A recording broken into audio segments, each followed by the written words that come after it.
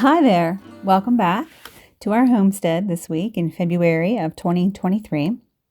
I pray that wherever you are and whatever's going on in your life, that you are inviting Jesus to be your friend and helper.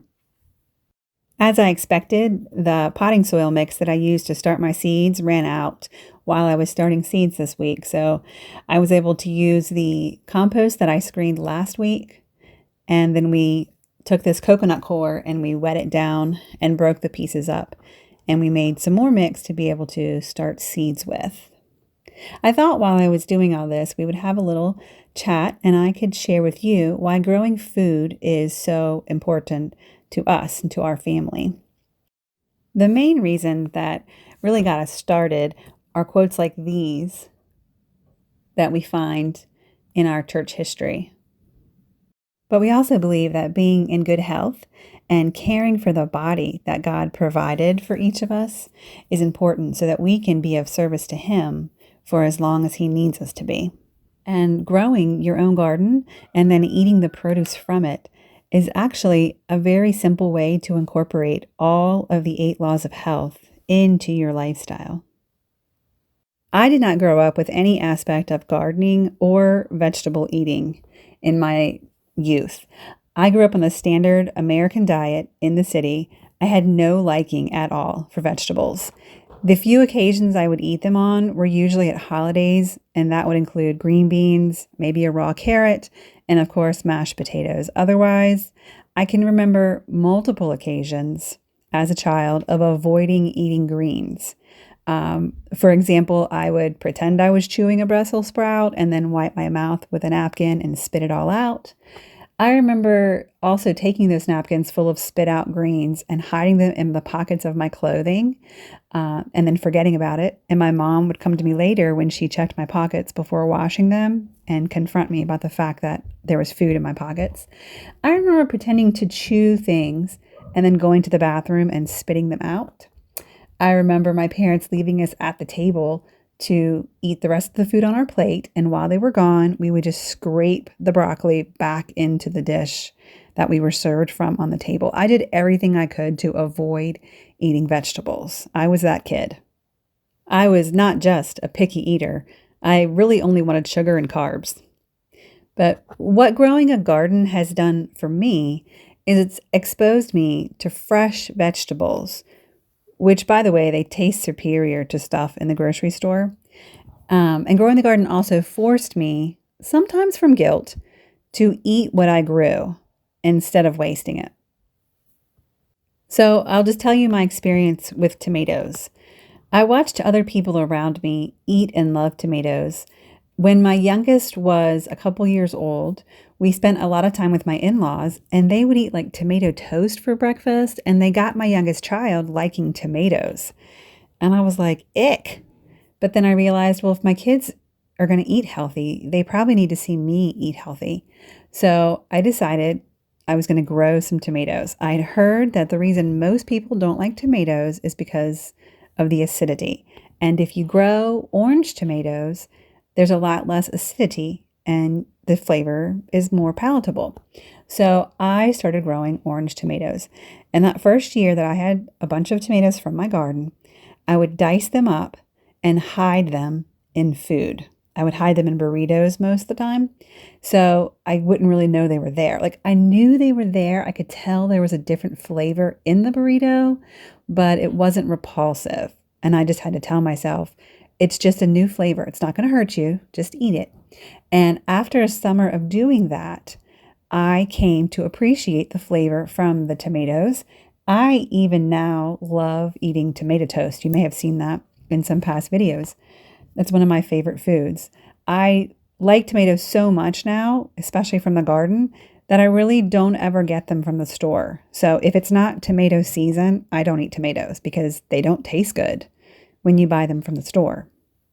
That introduction to tomatoes and realizing I could like something that grew in the garden, that was probably 8 to 9 years ago, and it gave me courage to try other vegetables. So some of the things that I now love that I never ate before because I thought they tasted disgusting are cauliflower, love it. all kinds of herbs, which, by the way, help your vegetables taste better, peas, Brussels sprouts. I don't know if my mother would ever believe that I love Brussels sprouts.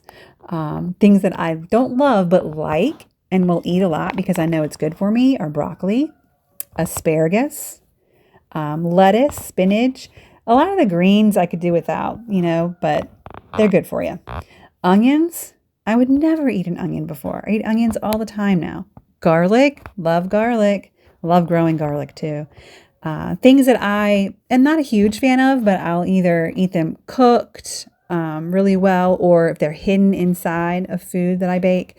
Kale, peppers. Still not a big fan of peppers, but I will use them to make some different sauces. Sweet potatoes, still not a huge fan of, but I can grow them really well, and they store for a long time in our crawl space, so I grow them anyway. Cucumbers, not a huge fan. Really what I found, the things that I'm not a fan of are the flavored water type of foods. So that'd be like cucumbers, melons, like watermelons. Still not a fan of watermelons. But I know that the more I expose myself to those things and the more that I eat them, the more I'm going to appreciate and want to eat them. Oh, and squash too. What a terrible name for a food, squash. I appreciate my friends that make delicious dishes with vegetables that I think I don't like, because then I try the dishes and they're delicious. And I'm like, what's in this?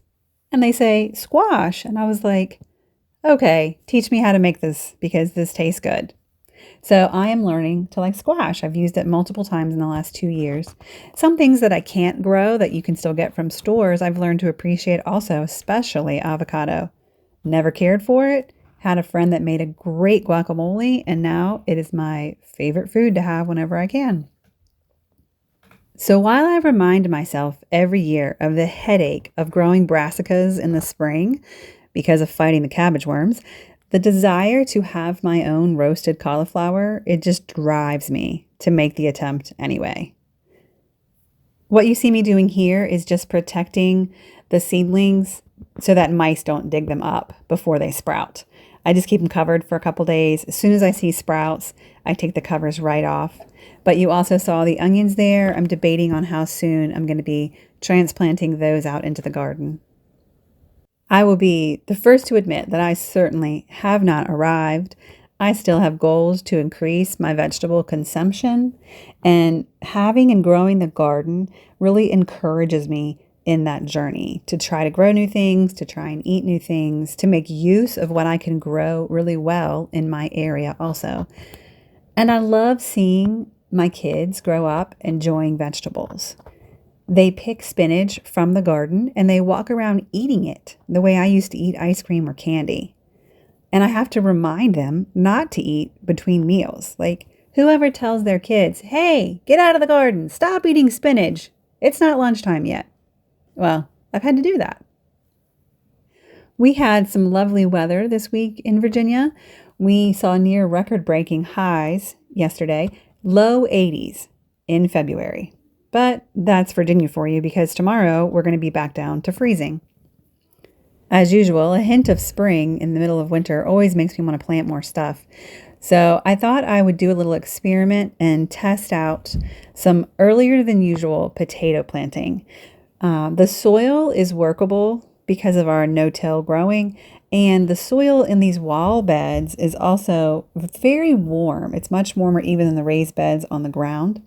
So I'm going to see how much earlier I can plant potatoes this year and still get a good harvest. I do know it means I'm going to have to protect the greens really well because we will still be having nights below freezing for the next 6 to 8 weeks. Last year, I started red potatoes in one of the garden walls right around March 15th, and they did really well. There was only 1 or 2 nights that I had to protect them from frost or freezing, and they did excellent. And the other reason I'm doing this is the potatoes that you see that I'm using, they are potatoes from last fall that have been in our crawl space all winter, and they had really long eyes on them already. I broke them off. There's still some more coming out, so they might not even be good for growing, but I just wanted to put them in the ground and see. I didn't want to wait 2 more weeks and have the potatoes get even mushier. So all around, it's an experiment, but I'm pretty confident it can do well as long as I keep the rows covered on cold nights. I'm planting them 1 per square foot, and I was able to get a total of 48 potatoes in this stretch of the wall. And what worked well for me last year was I planted the potato pretty deep, maybe 5 inches, 6 inches or so, but then I recovered it with only about 2 inches of dirt and kind of left it indented in the dirt. And what I did last year was, as I saw the little sprouts coming through the dirt, then I pulled the remainder of the dirt around and over it to give it a little more depth for it to grow. And other than that, I did not mound anything unless I saw a potato poking out of the ground. I didn't mound anything above the rest of the plant. I will be planting more potatoes in mid-March. I should be actually picking some up today from the local farm supply store. I hope you enjoyed hearing the confessions of a gardener who formerly hated vegetables. But I do it for Jesus. I do it for me and my health. I do it for my family's health. And if there's things that I have learned along the way that can help other people to be able to grow food, then that's terrific. I'm glad to be able to help. And let's give credit where it's due. My awesome husband has been filling all these walls, getting them topped off with compost and coffee grounds and alfalfa sprouts and peat moss, everything needed to make them nice and level and rich and ready to grow food. And the kids have helped all week with seed starting and pulling out any leftover winter weeds in our growing beds. March begins next week. Soon, early spring will be just around the corner. And I'm noticing in the garden that some of the weeds and grass are growing pretty well between the raised beds. So I think my husband's finally going to make me learn how to use a weed eater. I asked for an electric one for Christmas and got one. I think it's almost time to unbox it and figure out how to use it. Until we meet again, I hope that no matter how your day goes, that you remember to live joyfully.